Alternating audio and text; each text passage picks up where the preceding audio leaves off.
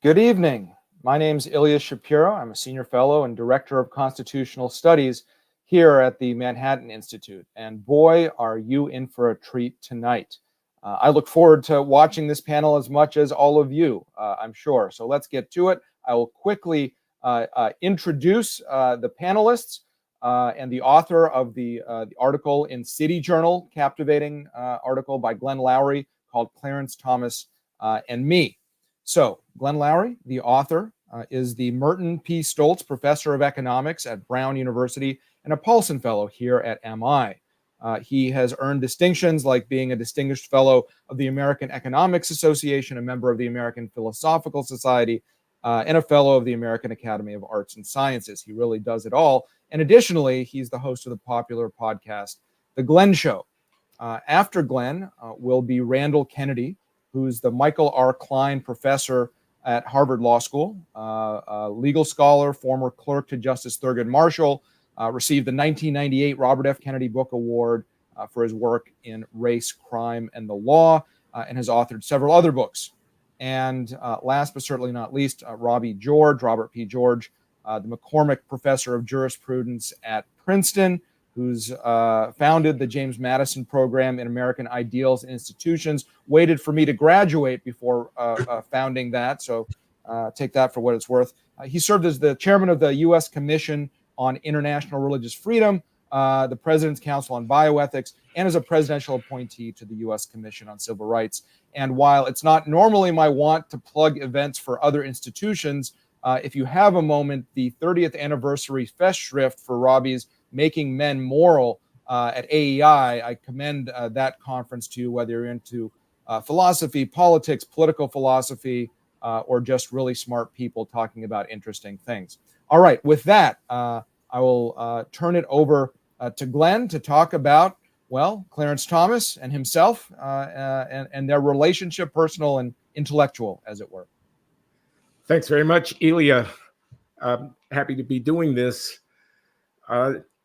I wrote this piece about Justice Thomas because I think there is an injustice. I think that Clarence Thomas's achievements, that his life story, I think his biography are exemplary of what's possible in this great country, and that his impact on American law deserves to be celebrated, regardless of whether or not one agrees in every respect with the various legal and philosophical disputes that are at issue. I think there's something enigmatic about the way in which Justice Thomas is received in the American public conversation, about the way in which his character, his competence, and his independence have been questioned, about the fact that his conservatism can't be taken at face value as positions which honorable people might arrive at, but rather are taken to indicate some kind of betrayal or inauthenticity on his part. I think that his blackness is critical to assessing the meaning of his professional and personal life, that he exemplifies something in his journey from obscurity and inauspicious beginnings to the height of American politics and law, that his achievements should be celebrated. And I wanted to take the opportunity in this piece to affirm that position. I do so both out of conviction, but also out of a sense of affiliation with Justice Thomas at a personal level. We were both born in the same year, 1948. We met in the early 1980s in the first Reagan administration when he was chairman of the Equal Employment Opportunity Commission, and shared political and philosophical ideas and conversation with one another. We prayed together as friends on the telephone during his ordeal in 1991 during the confirmation hearing process. And I visited with him in his chambers and discussed law and life with him over these years. Justice Thomas is a great man. We don't have to agree with everything that he says in order to acknowledge that. And that's the point I want to try to get across. Thanks very much, Glenn. Next, we'll have Randall Kennedy, and I'll just mention for the audience, if you have questions, please go ahead and type them into, there should be a button that says question if you register and type it in, and we'll get to you. Professor Kennedy, please. Thank you very much. Professor Loury writes in his article that it is no longer possible to deny Justice Thomas's stature and his influence on American life and law. That's altogether true. I don't think anyone can sensibly deny that he is powerful. The issue is, how does he use his power? And I think he uses his power very badly. His use of power does not bring forth from me celebration. It brings forth from me mourning. Why do I say that? I say that because I judge his use of power in the following way. Do his votes, does what he said, his opinions, his votes, do they advance American democracy in a good fashion? I do not think that they do. The things, I guess, the area of law that I pay most attention to with Justice Thomas has to do with his opinions regarding race relations law. And with respect to that, there's one case in particular that really grabs me by the throat. And that case is Shelby County versus Holder, a case in which the Supreme Court of the United States eviscerated the most effective law of the Second Reconstruction, the Voting Rights Act of 1965. I think the Supreme Court of the United States just made up a theory to eviscerate the Voting Rights Act. It was a 5-4 decision. Justice Thomas was one of the 5. And yes, I hold it against him that he was part of a force in American life that hobbled an extremely important statute, a statute that was won with blood. I asked the audience to think about this. Imagine we're heading towards May 17th, 1954. May 17th, 1954 will be the 70th anniversary of Brown versus Board of Education. Let's do a little thought experiment. What would this Supreme Court, what would our 9 justices do? What would they have done in 1954? If we could just sort of put them in a time capsule with their present thinking and put them back in 1954, would they have come up with Brown versus Board of Education? Justice Thomas says that he's an originalist. Would originalism lead him to strike down separate but equal? I don't think so. Would originalism have him strike down anti-miscegenation laws that in 1967, the sort of laws that were invalidated by the Warren Court in Loving versus Virginia? I don't think so.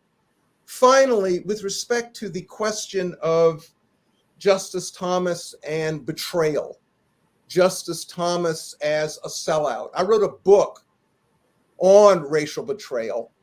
And in my book, written years and years ago, I said, well, I don't think it would be fair to label Justice Thomas as a sellout. I've changed my mind.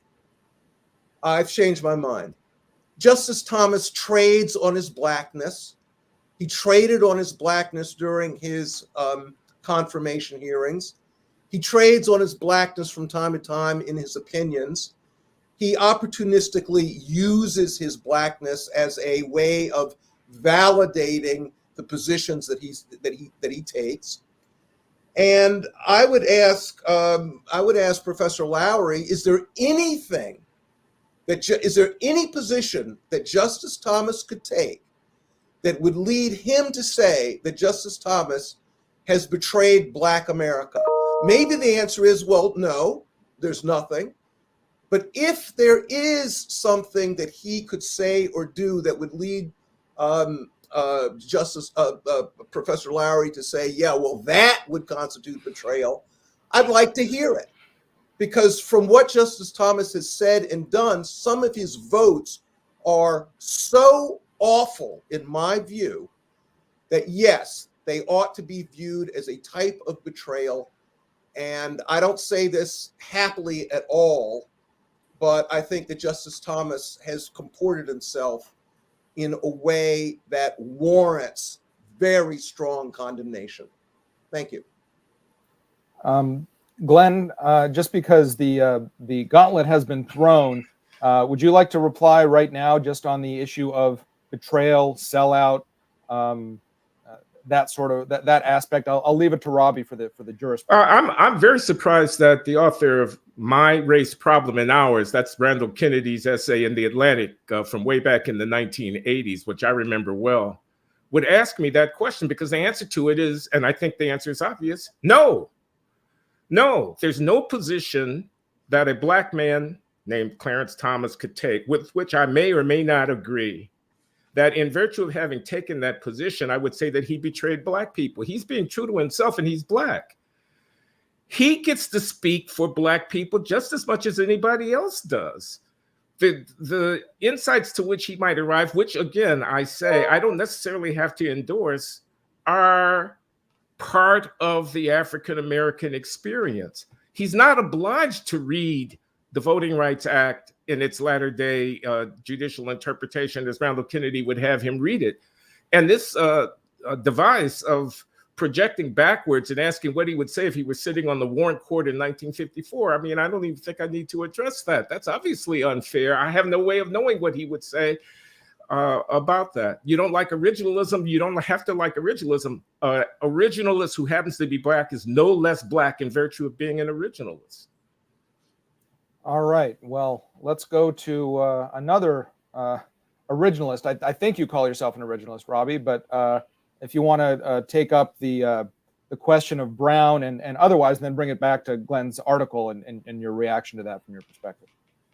Well, first, I want to thank you, Ilya, for the opportunity to be on, especially since I get to be on with you and with Professor Kennedy and with Professor Loury, three people that I very much like and admire, three friends. I should also add that Clarence Thomas is a friend of mine. We've been friends since the early 1990s, actually before he went on to the court. And there's a story there that might be relevant to our deliberations this evening. We became friends because he was somewhat controversial in conservative judicial circles, even before going on to the Supreme Court of the United States, when he was serving as a U.S. Court of Appeals judge, because in a number of writings of his, he had expressed sympathy for the great tradition of natural law and natural rights. And from the perspective of some conservatives of that time, and especially some originalists, so-called natural law jurisprudence was a bad word. Natural law jurisprudence was identified with the jurisprudence of the Warren Court that was willing freely to depart from the text of the Constitution and its logic and structure and original understanding in order to advance political goals associated with a particular liberal ideology of the time. I didn't read Justice Thomas's essays in the way that many of my fellow conservatives who were critical of him read those essays, but I looked for an opportunity to get to know him, and one arose when I was hosting a conference here at Princeton for judges in the summer. And I invited then Judge Thomas up to Princeton to talk about this very issue, natural law and natural rights, and the question of the judicial interpretation of statutes, and especially the Constitution, to give him an opportunity to clarify these points, which were points of division within the conservative family. And he did come and he gave a very good paper in which he tried to explain to his fellow judges that an understanding of the American Constitution and rooted in the tradition of natural law and natural rights, a recognition that the founders shaped the law, especially the law of the Constitution, in light of their understanding of natural law and natural rights, did not translate into a license for judges to substitute their understandings or vision of natural law and natural rights for those of the lawmaker or constitution maker or ratifiers of the of the Constitution. Just a few weeks after he visited Princeton and we got to know each other, Justice Marshall, Justice Thurgood Marshall, retired from the court. And shortly after that, of course, Justice Thomas was nominated, and the rest, as you know, is history. So over the years, we've had many opportunities to get together, and very often the subject of our conversation returns to the tradition of natural law and natural rights, and we have opportunities to discuss that. We discuss that a great deal more than we discuss any particular cases that the Supreme Court handles or that he's been involved in. We come from two different schools of thought within the broad tradition of natural law and natural rights.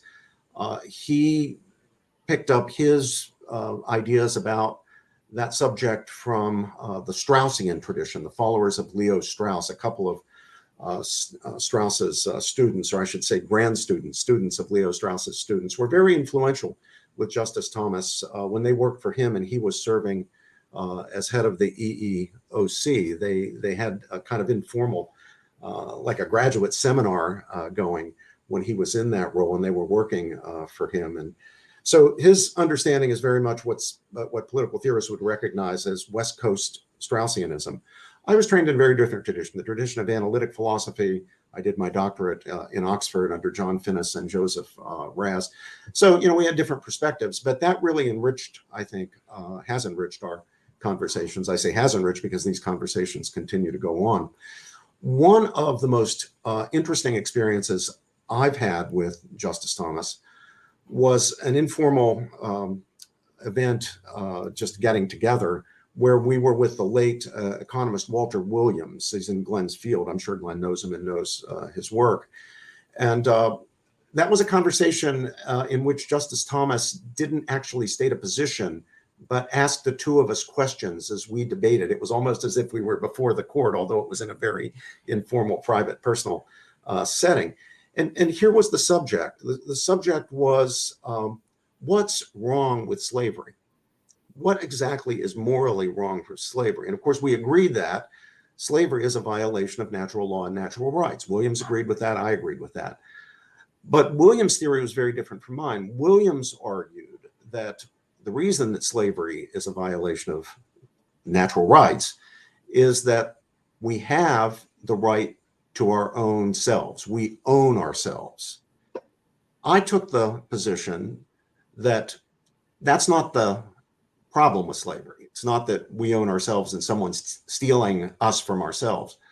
The problem is we're the kind of entity, the kind of reality that can't be owned. So I challenged Williams, who was really invoking Locke's ideas here of self-ownership, with a different theory about the basic dignity of the human person. Our dignity does not consist in the fact that we own ourselves, we're in a subject-object relationship with ourselves, but rather that as persons, as distinct from things, as this particular kind of entity, we're the kind of entity that just can't be owned, not by the state, not by other people, not by private people, not by corporations, and not by ourselves. So I was challenging the idea of self-ownership as a basis for opposition to slavery and as a basis for human dignity. What Justice Thomas did in that conversation was just ask super intelligent questions. He didn't take position one way or another. He put hard questions, I guess, as judges are wont to do, hard questions to Professor Williams, and he put hard questions to me. On the specific jurisprudential question, Ilya, that I think you wanted me to intervene on, where Professor Kennedy had raised that interesting question about what Justice Thomas would do in a case like Brown against the Board of Education. My guess is that he would have come down, and Professor Loury's right, we're just guessing here, but my guess is that he would have come down not in the way that Chief Justice Warren came down in that case, the case of segregation. I think rather he would have come down the way that the first Justice Harlan, Justice John Marshall Harlan, came down in Plessy against Ferguson, in which he wrote a very powerful dissent defending the idea that our Constitution was colorblind, that our Constitution forbids the government from recognizing castes. I think that, as Michael McConnell has shown, a very good, roughly speaking, this term is ambiguous, originalist, a very good originalist argument can be made for Justice Harlan's position. Justice Harlan was articulating that position within a very short period of time after the ratification of the 14th Amendment in 1868. I think a very good originalist position argument could be made, as McConnell has shown, and I think Justice Thomas would probably make an argument very much like that. I don't think he would uphold segregation. Great. Glenn, let's bring it back to you, and let's do some more textual analysis of your article, if you will. And this ties into something that Professor Kennedy said as well. You talk about, well, an earlier book that you had written in the early 90s called The Leadership Failure and the Loyalty Trap, talking about elites and especially Black elites. And this ties in with this charge of Justice Thomas being disloyal or a sellout for that matter. How do these conceptions or hatred, or you even say that Professor Kennedy loathes Thomas, why does that come about? You know, there seems indeed that Justice Thomas from fairly early on became a lightning rod of opposition, maybe even more than Scalia, more now than Gorsuch or Alito is contending with him after Dobbs, perhaps, but still, there's just this visceral dislike of Thomas, and I think that probably ties back. I don't want to put words in your mouth, but it resonates with me with this idea of this loyalty trap. Can you talk about that? Yeah, the book was called One by One from the Inside Out. It was essays and reviews on race and responsibility in America. The subtitle, 1995, Free Press. And the essay was called something about the loyalty trap. I don't remember the exact title. The idea I was trying to get across was that African Americans, and we're not alone in this, a group that is marginalized and oppressed, that's struggling and fighting against oppression and suppression, will naturally seek to elicit solidarity in the public-facing comments of its prominent members, so as to be most effective in the advocacy for its interests. And for African Americans, this phenomenon has manifested itself. As I say, not only African Americans exhibit this kind of closure, this kind of sense of insistence upon conformity to, as it were, the party line. So dissidence and a departure from the party line is socially disapproved of and is punished by group members by ostracism and a discrediting of the person who doesn't follow the party line. As Justice Thomas said in his confirmation hearing, for uppity Negroes who deign to think for themselves, the punishment can be severe. That's the kind of thing that I think is at play.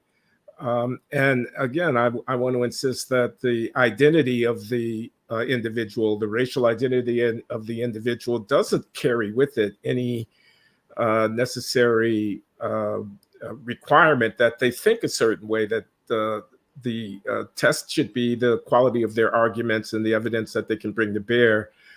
The expectation that because they happen to belong to a certain group, they should be spouting a certain mantra, I think is not reasonable. So that's how I'd respond, Ilya.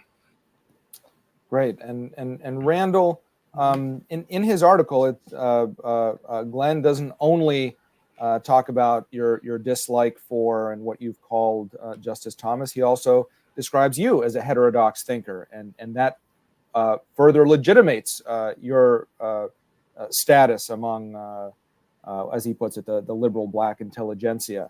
But is there something special about Justice Thomas, or are you labeling all Black conservatives or political figures who are on the right as sellouts? Is there something particular about Thomas? Yeah, like me. Are you labeling me a sellout? I think you know the answer to that. No, I'm not. I have publicly expressed my admiration for many of your writings, and I'm happy to do so now. I do think on this particular issue, however, you are you're inconsistent. In your article, you talk about Justice Thomas. One of your criticisms is you say, Justice Thomas feels that he is being loyal to Black people. He has a feeling for his people.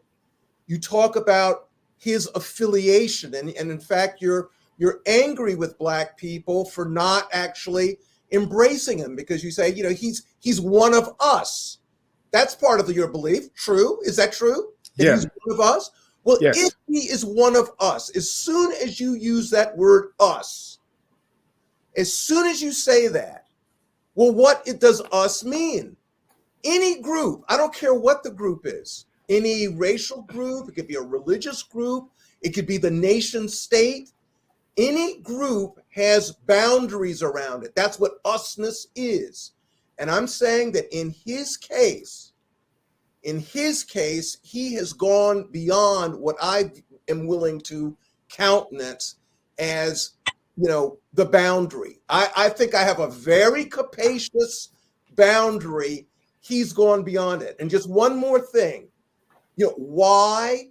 He is a person with tremendous power. He's 1/9 of the United States living Constitution. He's a very powerful figure. And I will return to what I said about Brown versus Board of Education. And here, Robbie, I want to go to you. Justice Bork got in trouble. And I think, wrongly so. I think he was very straightforward. People ask Justice Bork, well, listen, you're an originalist. Where's Brown versus Board of Education? And him being very candid, he was very candid, admirably candid.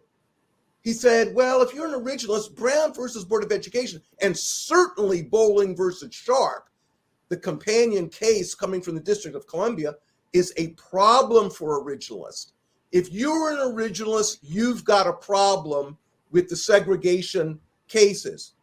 And from what I gather, it seems to me Justice Thomas might very well be willing to say, if you push me on this, I'm going to go with originalism. Well, I'm willing to push him, and I don't like the political choices that he makes. Well, Randy, I'll let you go, Robbie, but let me just interject. The Michael McConnell seminal article about originalism and Brown, I'll commend that to the audience. Lost my second thought, but that's good because I'm just the moderator. Robbie, please go ahead. Yeah, well, something, Randy, that I think is very important is that we have to understand that these broad theories, these labels that we use, originalist, proceduralist, structuralist, living constitutionalist, and so forth, these are broad approaches. And within any of those schools, there are significant disagreements about how cases are resolved or should be resolved, including significant disagreements about how very important cases like Brown against the Board of Education should be resolved. Self-proclaimed originalists are of different schools within the broad category of originalism, and they're of different opinions about things, even like Brown against Board of Education. Earl Maltz, as somebody I'm sure at Rutgers University, is on the Bork side of that question. He thinks that a sound originalism will not give you Brown against Board of Education. Professor McConnell, I myself, others think that a sound originalism will give you the result in Brown against Board of Education, but not Earl Warren's particular approach to the question. It's much more likely to give you an approach like the dissent in Plessy of the first Justice Harlan. Now, the reason I think that Justice Thomas would be more likely to come down the way McConnell and I come down, and not the way that Maltz and Judge Bork come down, is precisely his belief in natural law and natural rights, and his understanding of what the natural law basis of the rights written into the 14th Amendment are, especially the Equal Protection Clause. I think he would see it as an anti-caste principle. That's a principle of natural rights that the framers and ratifiers of the 14th Amendment had in their own heads and wished to embody in the Constitution. Now, that doesn't mean that they themselves would have perfectly applied their principle. There probably would have been differences among the ratifiers about the application of the principle, even if they agreed on the principle itself. But I would not jump to the conclusion that just because Judge Bork or Earl Maltz says that on their version of originalism, you don't get Brown versus Board, that nobody else can legitimately come up with embrace a version of originalism that does give you the result in Brown against Board. You can test that out just by looking at Warren Court opinions. Look at the opinions on which Black and Douglas divided. They were both Roosevelt appointees. They were both liberals. They were both, broadly speaking, within a general way of looking at the world. They were Warren Court justices, and on many points of law, they completely agreed. But there were others on which they disagreed because people in that school of thought disagreed. Even Brennan and Marshall, they were together an awful lot of time, but sometimes they divided, although their interpretative approaches were identical. Can I ask you a question, Robbie? Yeah. How do you respond to this? This is a challenge I'd pose to you. Mm-hmm. I think that I think that Judge McConnell, I think that Steve Calabresi, I think that a number of conservative originalists are taking the position that you're taking and saying that we're originalists and we could use our originalism and get to the result in Brown versus Board of Education, because you realize that so many people would be just completely repelled from originalism if the cost of originalism was countenancing segregation, countenancing anti-miscegenation laws, and the rest. Am I off on that? Randy, you are. I think you know very well. I'm not afraid to take an unpopular opinion, am I? Am I afraid to take an unpopular opinion in the elite academic world? Am I afraid to cause people to get very mad at me because of things that I advocate? Am I willing to live with the implications of the principles that I endorse and publicly go out there and defend them? You certainly are. I think this is a bridge too far, and that's why I think that you're taking the position you're taking. Well, I think you're being closed-minded here, Randy. I want to open your mind here. I want to do what liberals tell me they want to do all the time. They want open minds. I want to open your mind here. I think you're running together originalism with legal positivism. And I think that's a mistake. I think a sound at least my version of originalism, and clearly Justice Thomas's version of originalism, is not associated with legal positivism, but rather with a belief in natural law and natural rights. So what you're trying to recover are the natural law and natural rights principles that everyone agrees. I think you would agree, whether you yourself agree with the natural law and natural rights school, I think you would agree that the framers and ratifiers of the original Constitution and those of the 14th Amendment were believers in natural law and natural rights and wished to embody in the text, in the law, those principles. Am I wrong? All right. I'm going to cut that off right now and move us back from 1954 back to 2024. I'll throw in Randy Barnett and Evan Bernick's book on the 14th Amendment as more originalism evidence that supports Robbie. But regardless, Robbie, I'd like to go back to you on the race cases that Justice Thomas has voted on or written, be it Shelby County, be it the affirmative action cases, RAV versus St. Paul and cross burning. What can you say about that jurisprudence? Not what he would have done 70 years ago or in Plessy or whatever else, but his actual race jurisprudence. And then, Glenn, I want you to respond as the only non-lawyer here and what you have to say from your perspective on this discussion. Here, I'm probably biased by my friendship with Justice Thomas and just by, conversations that we've had. I suspect that he doesn't ask himself the question, how should I, as a Black man who happens to be a Supreme Court justice, rule on this case? Or what will advance the cause of, quote, my people? Or even what will advance the cause of American democracy? I think what he's interested in as a justice, as a judge, is what does the Constitution require me to do? What does the Constitution mean? if I look at the text of the Constitution, if I look at its logical presuppositions of the particular provision, the logical presuppositions or logical entailments, if I look at the structure of the Constitution, try to make sense of its provisions, if I look at the historical understanding, if I try to understand the purposes that the Constitution makers and ratifiers had in mind, that will shed light on how this case should be resolved. And that's what I should look at. I shouldn't look at it through a racial lens. I think Justice Thomas, I might be the outlier here, but knowing him, I think he would resist the idea that I should look at this as a black man. Now, you might say he's wrong to that, because as a black man, given the history, he ought to be looking at these matters as a black man. I just don't think he sees that as legitimate. It's not what he does.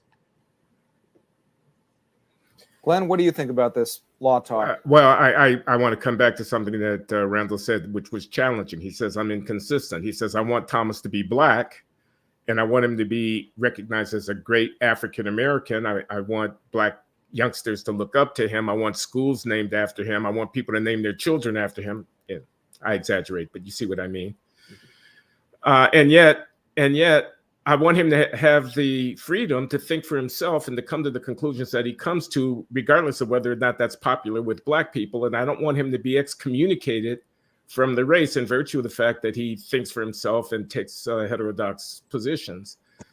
And then Robbie says, well, yes, but Justice Thomas, in constitutional interpretation, as an originalist and as a believer in natural law, reads the Constitution as a jurist without reference to his racial identity. And I am inclined to think that that's also correct. But I think that sometimes both things can be going on. That is to say, he can be both trying to understand what he ought to do with the great power that he has as a jurist, but also asking himself what is in this fine country, given where African Americans find ourselves, imperative for us to do for our future. I think you see that in his treatment of the affirmative action issue, where he both, and I'm not a lawyer, but I did read the opinions of Justice Roberts and Justice Thomas in the recent Harvard and UNC affirmative action cases. He's both trying to give an honest reading of what he thinks the 14th Amendment requires, but he's also finding a way of expressing ideas about the dignity of African Americans that he thinks is challenged and compromised through racial preferences. So I think both of those things can be going on at the same time. I agree with Glenn's last point. His description, I think, is true. I think that both things are true. And of course, life is complicated. Our identities are complicated. I would not want Justice Thomas to have, or any jurist, frankly, to have in their mind, as a lone idea, is this good for Black people? Because, I mean, after all, you could come to the conclusion that something is good for Black people, but bad for everybody, bad for the rest of the world. Would I want that? No, I wouldn't want that. So I think that there are tensions within Justice Thomas, like, frankly, there are tensions within all of us. With respect to, does Justice Thomas tap into his Blackness and actually show it from time to time? Yes, he does. I bet there's no justice in the history of the Supreme Court who's made reference to Frederick Douglass, for instance, more than Justice Thomas. And not just Frederick Douglass. I think he's made reference to Malcolm X. He clearly, his history, his identity, his particular struggles with colorism and other aspects of the Black experience are clearly on his mind, and he shows it. fine. I don't object to that. I'm simply saying, after you do that, however, and if you do that, and he does do that, well, then, you know, people assessing you, it seems to me, are within their rights to ask, at least as part of their assessment, what does this mean for Black America? That shouldn't be the only thing, but it seems to me that's one thing. And I will say, again, I want to hear about, or let me put it differently, the case that sticks in my throat the most is not the affirmative action case, not the affirmative action case. I'm a defender of affirmative action, have been for a long time, but you know, I think that there are arguments on the other side. I think that there are actually strong arguments on the other side. I do not see that in the voting rights case. And in the voting rights case, I think that 100 years from now, people will look back on that case and put that in the same category as some of the worst cases in the history of the Supreme Court. Let me try. I'm trying to think myself sympathetically into Randy's view here. And I do think there is a case where Justice Thomas's race figured importantly in an important contribution that he made, and that is the RAV against St. Paul case. Mm-hmm. And in that case, I think... Or the follow-on, Virginia versus Black, right? Mm-hmm. Yeah. I mean, I think that Justice Thomas's own experience as a Black person with racism, his understanding of the history of what that actually meant, just how horrific it actually was, helped him to understand probably better than somebody who wasn't Black, didn't have that experience, didn't have that family history, hadn't heard all those stories, an understanding of what it really means to have a cross burnt on your lawn or something like that. I think that mattered there. So I'm here trying to think myself, as I say, sympathetically into Randy's view. I can see Randy making the argument, well, that same sensibility that enabled him to make an important contribution, I think, in the RAV case and the other, should have been in his mind in Shelby County. And maybe had he looked at that more sympathetically from the perspective of the evils that the law was supposed to be overcoming, trying to overcome, the Voting Rights Act is trying to overcome, that should have made a difference. Is that fair, Randy? Yeah. Excuse me, Robbie, you think he wrongly decided the voting rights case? No, I'm not saying that. I'm trying to think myself into Randy's position here. Because he's saying sometimes surely Justice Thomas's race should matter. And we know from his invocations of Frederick Douglass and even Malcolm X that sometimes race does matter. So I'm thinking in my head, Glenn, well, yeah, I can think of a case where it really did. And where it made a positive contribution. That's REV. And, you know, if I were arguing Randy's case, I'd say that same sensibility that we saw in RAV should have been there. And I think Randy would think it would make a difference if it were there in Shelby County. That's very useful.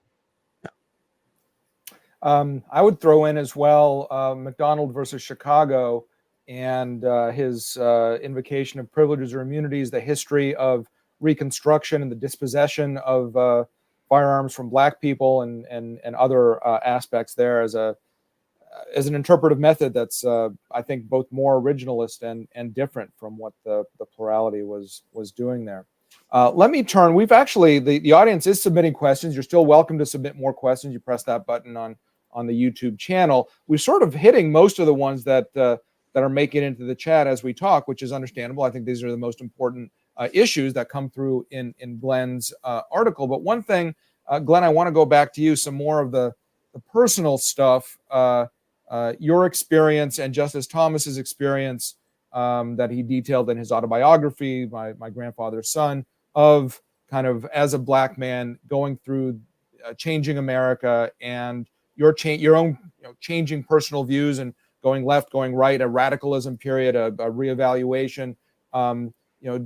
Did you write this, or do you, are you thinking about Justice Thomas because of that parallel to your personal life? Or talk to us about that aspect of your work. Well, yeah, the loneliness of the Black conservative, the enigma of the Black conservative, and all of that, and the fact that I blinked. This is my autobiographical observation here. I kind of tacked left, and in the 90s and the aughts, there was a period where I was talking of myself as a man of the left, where I had revised some of my conservative views more in keeping with what I call the Negro cognoscenti in my memoir, and I did it in part to regain standing with my African American peers in the academy and in the intelligentsia, in the media, in my own family, and whatnot. Too much about me here. Justice Thomas hasn't done that. This is part of what I meant to say, that his convictions, his willingness to stick to his convictions and to say the things that he thinks are true, even when they cut against the grain amongst his co-racialists, is extremely admirable. And part of my admiration for him derives from my personal experience with the difficulty of maintaining one's intellectual integrity under the pressures of the accusations of racial disloyalty.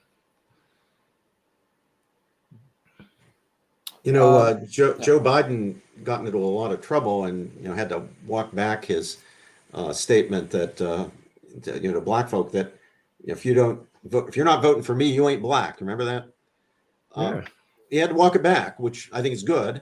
It shows you something. I think that shows you some progress.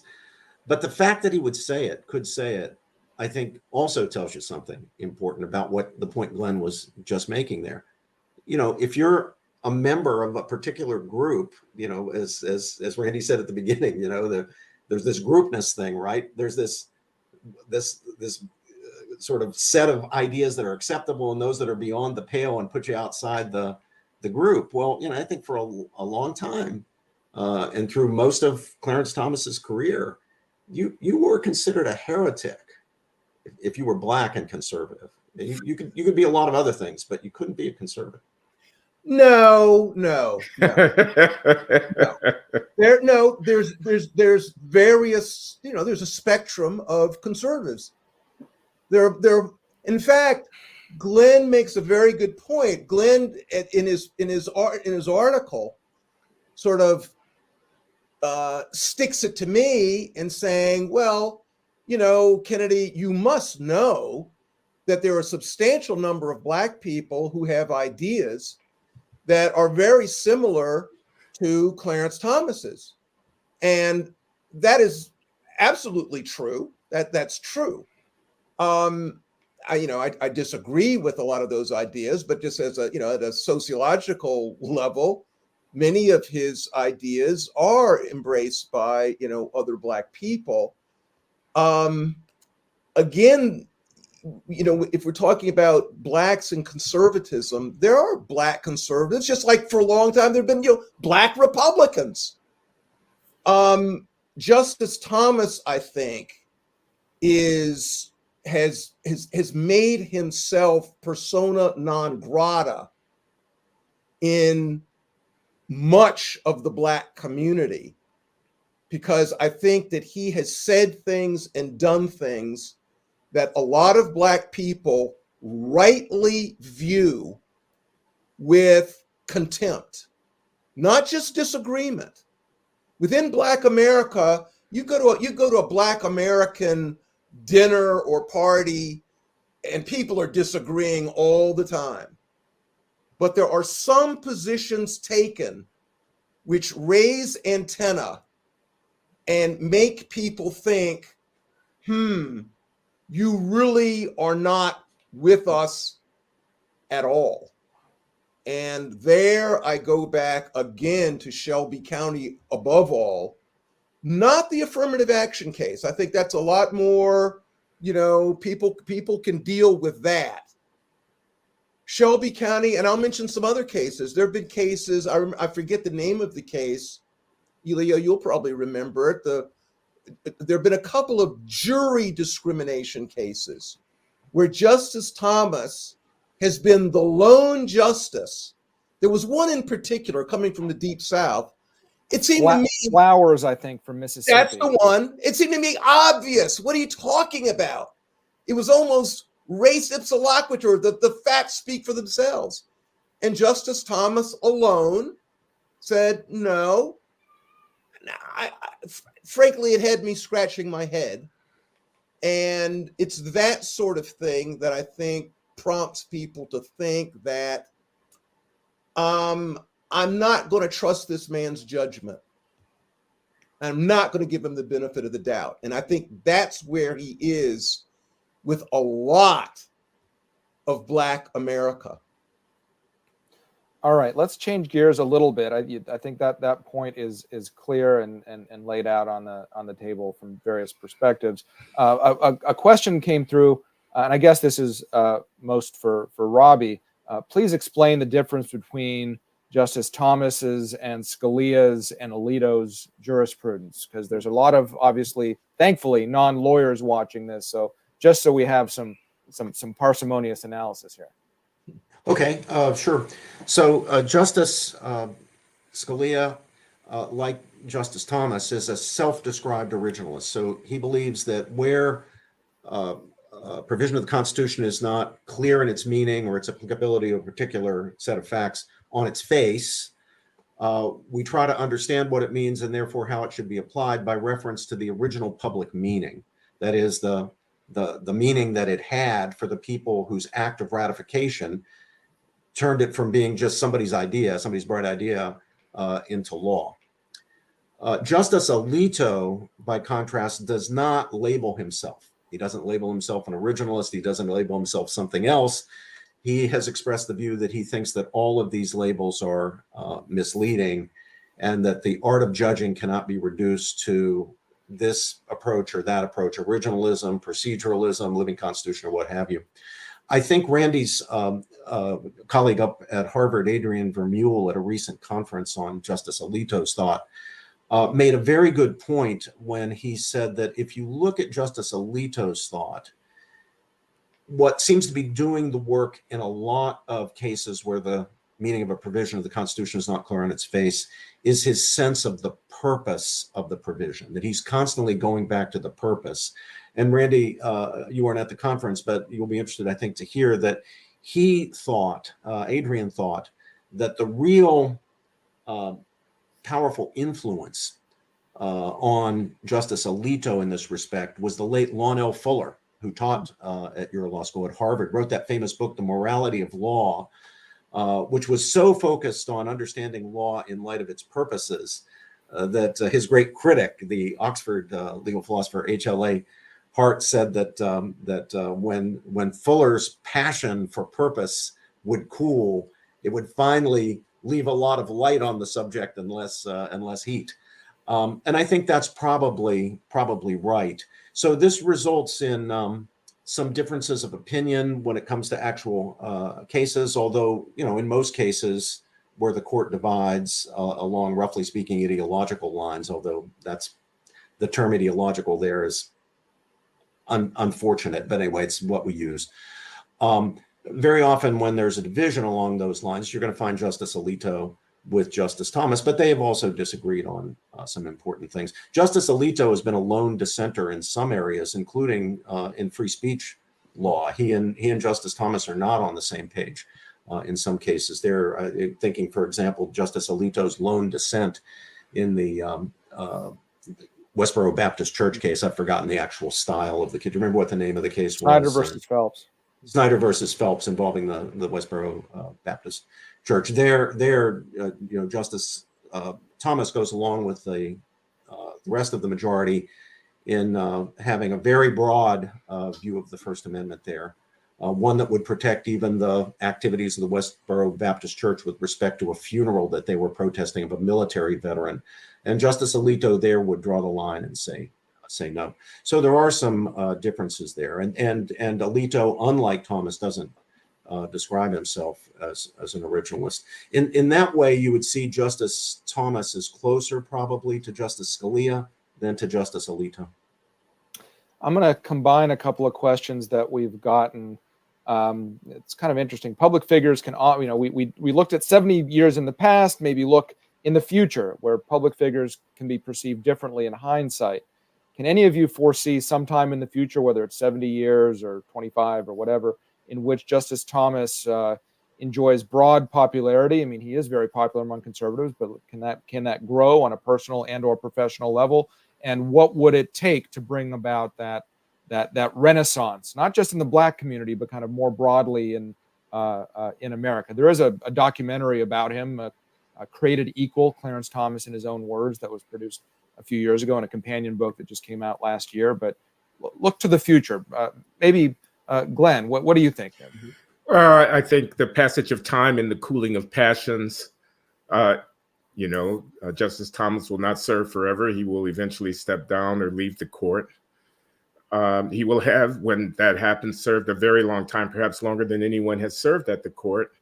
He will have left a body of work which will engender disputation, to be sure, but which will nevertheless be formidable.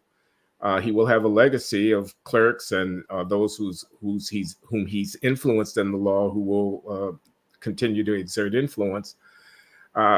I think that the passage of time and the massive footprint of his jurisprudential contribution bode well for him in the historian's eye view 50 or 75 years from now. Randy, what do you think? I think that history is going to be very tough on Justice Thomas because, and not just him alone, I think that the history is going to be very tough on the Supreme Court that we have had over the past several decades. I think, the Supreme Court is part of the problem that the American polity faces today. People from, a wide range of positions on the American political spectrum realize that we have just tremendous problems in America, and we do. And I think that the Supreme Court of the United States, after all, it's one of the three great pillars of the, federal government. It is part of that and has probably helped to bring these problems to bear. And so, I think that history is going to be tough on him along with his colleagues. In terms of longevity, just so people know, he is currently the 11th longest serving justice, 90 days away from entering the top 10, 2 years away from entering the top 5, and looks like 4.5 years from being number 1, which is feasible. Certainly, he's young enough.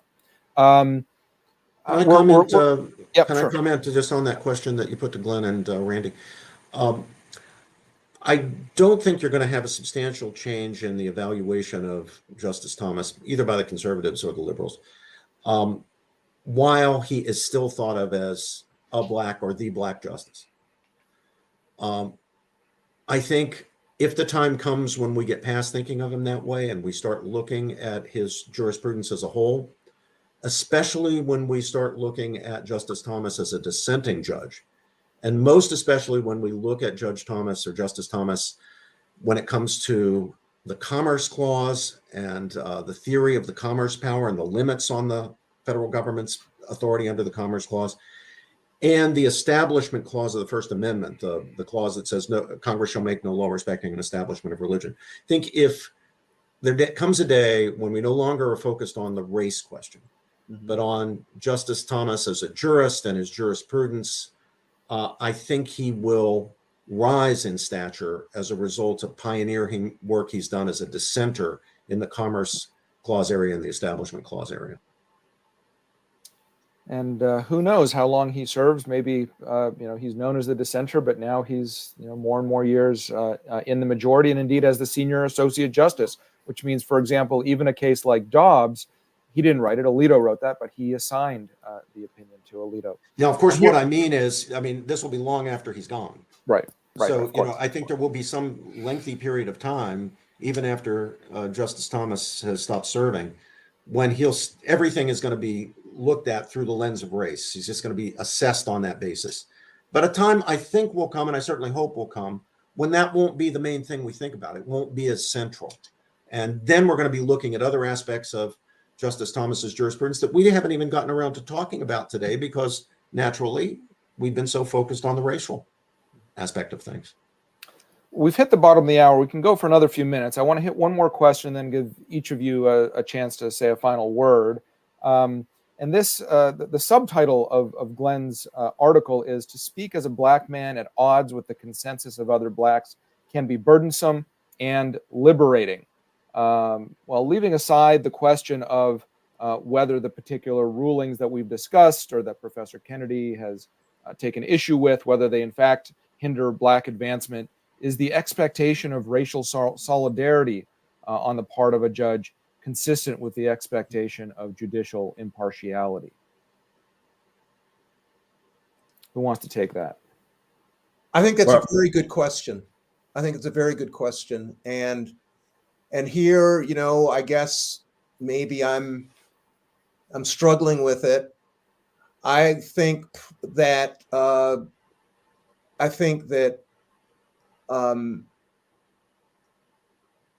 the issue of racial solidarity should not get priority.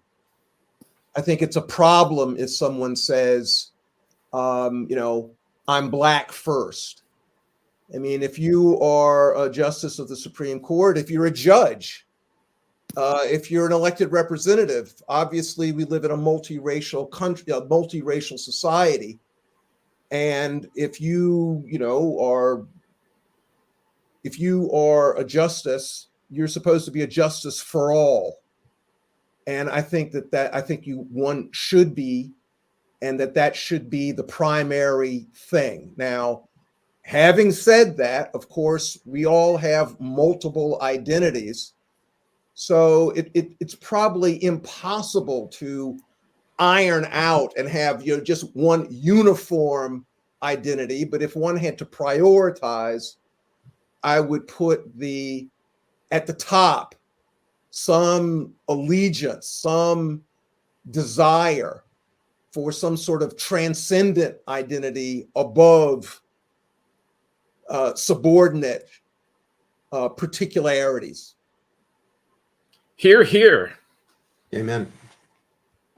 All right, let's have some closing thoughts. We'll go Robbie, then Randy, then back to Glenn to conclude whatever you want to leave us with. Yeah, I'd like to close by underscoring what Randy just said, and emphasizing what a problem it is for those of us in the academic world, as much as for those in public life like Justice Thomas, whether in the courts or in legislative politics or wherever they are. When you're a member of a group, when your background circumstances or your beliefs make you a member of a group, it might be a political group, it might be a religious group, it might be an ideological camp. Your membership in that community depends on your orthodoxy to some extent. Mm-hmm. And that puts powerful pressure on all of us to conform. And sometimes if you're a free person, if you're a free thinker, if you think for yourself, there are going to be sometimes, I don't care what group you belong to, there are going to be sometimes when you're going to be out of step. And if you're not, there's something wrong with you. Now the question is, what are you going to do when you're out of step? Are you going to just go along? You're just going to fall into place? Or are you going to stand up? And are you going to take the slings and arrows that come? I'll tell you a story that's not about race. Randy, your colleague, Jeannie Suk Gerson and I were talking once. Jeannie teaches criminal law classes, as well as constitutional law and some other subjects. And she was telling me about some real third rail issues in criminal law that are hard for any criminal law professor to address, because you can end up, stepping on a mine, and the class is in an uproar against you because you've said something politically incorrect or unwoke, and all of a sudden you're a terrible person, and the mob's out to get you, and there are attacks on Twitter. And Jeannie was talking about that being a hazard of teaching criminal law, and the particular subject she was talking about didn't seem like such a problem to me. And I just said, well, Jeannie, if it were me, I'd have no hesitation at all about addressing that subject and putting the competing points of view online. And she said something to me very interesting. She said, well, you could do that and get away with it. Adrian Bermule could do that. Jack Goldsmith, these are conservative professors. You guys could do that and get away with it because you're conservatives. So you're not expected to conform. It would be just expected that you would be out of step with the orthodoxy. She said, for me, that actually has consequences because I'm in the liberal camp. Well, the same thing happens on the conservative side, by the way. I mean, I can tell you about experiences with that where, you get out of step with the orthodoxy of the group, and, suddenly they're after you and you're the great Satan and so forth. I think at the end of the day, no matter what we do, whether we're academics, whether we're business people, whether we're in public life, whether we're judges, there comes a time when you're just going to have to stand up for what you believe in, speak your mind, speak for yourself, think for yourself, and then, just as I say, take the slings and arrows that come.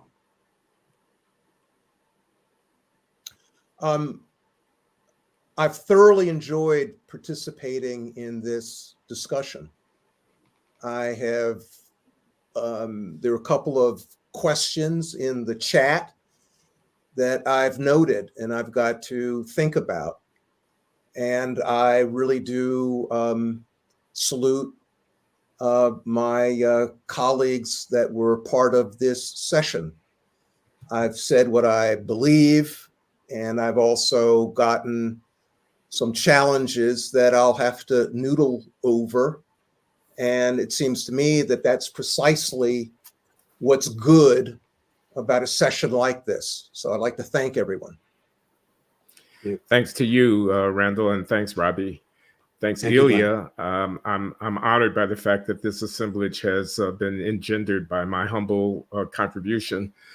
I just want to note in closing that there was a lot of carping about Justice Thomas not being up to the job when he first rose to the bench. He was an affirmative action appointee. He didn't speak during oral arguments. He was following Scalia and didn't think for himself. And I just like to close here by saying that whatever one thinks about his opinion in Shelby or other cases, the question of his competency and his fitness to serve should have been laid to rest by the enormity of the contribution that he has made, and he's not finished yet. Thanks very much. Thanks to our audience. This has been recorded. You can watch later or send it to your friends. You can read more of Manhattan Institute's work at manhattan.institute. That's the website, manhattan.institute, as well as City Journal, one of my favorite publications, even before I joined MI a year and a half ago, just a top-notch magazine and web presence, city-journal.org. And with that, thank you so much to Professors Loury, Kennedy, and George, and we are adjourned. Thanks, guys.